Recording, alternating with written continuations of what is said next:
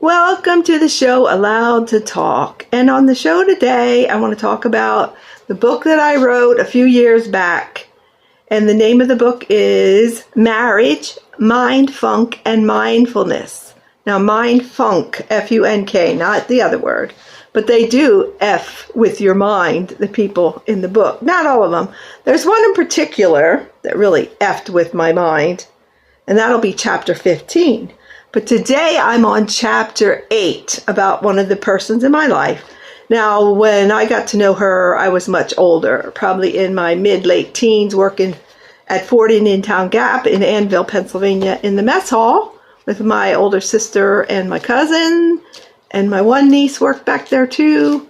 And then the guy who eventually married my older sister, that's a year and 5 months, give or take, older than me. And then I married her husband's brother, his younger brother, one of them. So we're both the same last name, but you know, life goes on and we just do what we got to do to survive sometimes. In the book, chapter 8, this is just because I learned through Sam Vaknin on YouTube and then through Richard Grannon and Dr. Romani and Lisa Romanoff and Ross Rosenberg that there are narcissists in the world. Oh, yes, we have narcissistic traits, don't we all? We have narcissistic, the word that Dr. Romani used. She didn't use, excuse me, Dr. Romani didn't use traits. She said narcissistic, like emotions or things that we have, that we want what we want when we want it. We have narcissistic abilities. She used a different word, but anyway, you know, traits is good enough for me. That you want what you want. I want this today. I can't wait 6 months till I have the money. I'm going to charge it and be in debt the rest of my life because I want it now. That's sort of narcissistic of you. But this narcissistic personality disorder that I didn't diagnose because I'm not a trained or licensed psychologist. Of course, I can't diagnose anyone, and I wouldn't. But this person in chapter 8 is someone who is cruel, and she continues to me, be cruel to others. And I think she's sort of like a princess because she's the only daughter out of 6 children. She's the only girl, the princess of the family, who was disowned for a bit, for about 7 years from her parents because she did something that they didn't approve of. I approved of it. It's fine with me. But she was shunned for a while, and she can be very cruel. And one of the things in chapter 8 that I mentioned, but before we do that, talk about chapter 8 of my book, Marriage, Mind, Funk, and Mindfulness. Let's talk about that. I have it on Amazon.com. I'm trying to sell the book. Of course I am. And my pen name is K. Dean, K-A-Y-D-E-A-N. That's the last name, Dean, K. Dean. Because my nickname is Kate Nadine, so I use K. Dean as a pen name. I have other books on there. In fact, I attached on yesterday's video, one of them, my book that I have for sale on Amazon. I think it's $5.99. I'm not sure about that price, but it's called Who Took My Self-Esteem? And then the other book I wrote about a year before that one is called, and I was talking about that on another video, Where the Sidewalk Ends. Where the Sidewalk Ends. Nurturing Your Inner Child is the subtitle. And that's by K. Dean also, K-A-Y-D-E-A-N. Where the Sidewalk Ends is about nurturing your inner child, and how I found out through watching YouTube videos about, and with licensed and trained psychologists like Dr. Romani, Sam Vaknin, Richard Grannon, that you have to nurture your inner child because your superego, your parents, or your FOO, F-O-O, family of origin, didn't do this for you. And everyone needs to be nurtured properly and validated properly. And it all just rang a ding ding, all the puzzle pieces fit. And this person in chapter 8 of my book is someone who was very cruel as far as I'm concerned. And she's still very, like the narcissist that's vulnerable and fragile, like Richard Grannon says, they call covert. They say they're sneaky. But every person that has the disorder, which I can't diagnose, like I said, but anyone who has that can be covert, sneaky about it, and they can be overt, outright nasty. Some of the outright, overt ones are so sure of themselves, and people do enable and allow that and believe they are what they say they are, that they did nothing wrong. It was you. You yelled at me, and I didn't. My daughter was right there when I talked to her about calling all the time when she needs something instead of calling just to say, hey, how you doing? But then the sneaky covert, which is fragile, vulnerable. You know, we all have days when we're fragile or vulnerable or feeling down or feeling great about ourselves, and we're narcissistic in some ways. But we're talking about a personality disorder that has these 5 things out of 8 things, 8 or 9 things that, and I ticked them off. Yeah, not meaning any to the man. I checked them off. Yes, that person does that. Yes, yes, yes, yes. Ding, ding, ding, ding, ding. This is what happened to me.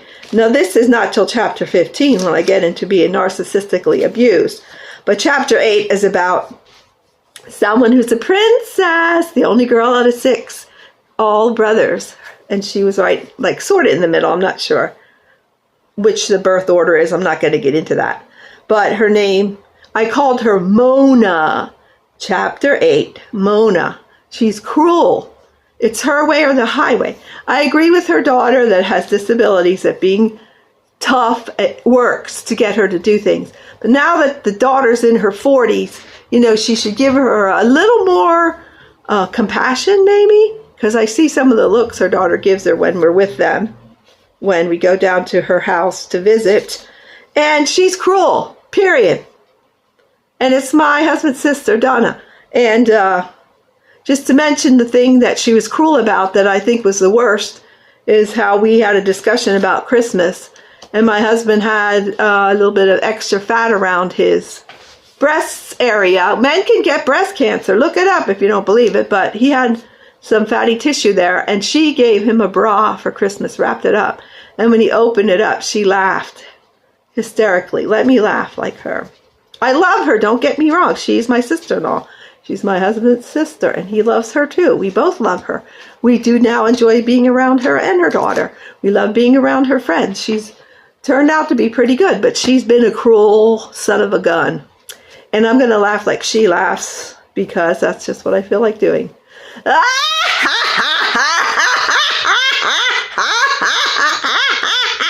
So funny, isn't it? Yeah. So giving someone that and thinking that's funny is not funny. And I said other things in the book. So Marriage, Mind, Funk, and Mindfulness by Kay Dean. It's all about infidelity, adultery, fornication, why I have mental health issues to this day. I'm 95% better. I'm doing better. I'm trying to sell my book. I think it's a good book. It was not edited. I wrote it myself. I'm not an editor, so there's probably things that could be corrected. But it's all the truth that I added. Like, I don't know what dates my brothers and sisters and whatever the uncles went on. I just say they went bowling, but I don't know what the date was when they first went out and things like that, or where they met the person that they had the affair with. I do know that Wayne was in the hallway of their apartments, where their apartments were, when they had sex with Darlene, the sex addict. Wayne thought her last was his, but no, her last is my niece, and she looks just like us. So we're just going to let it there. And chapter 8. Cruel, very outright, not covert, but overt, that she is all that, and she didn't do anything wrong. It's not me, it's you. You're the one who's crazy. You're the one who had the nervous breakdown. You're the one who said things that aren't true, which I didn't do that. I don't say things that aren't true. I do add on, exaggerate sometimes and make it worse than it is. Like when I tell about the stories in the chapters of what dates they went on and where they were at the time. Because I don't know, but I know it happened because there was kids. There was babies involved in all these. Most of them. Because Donna's not even married. She never was, because that's another whole story. So thank you for watching my videos. Thank you for liking. Thank you for subscribing, those who subscribe to my channel.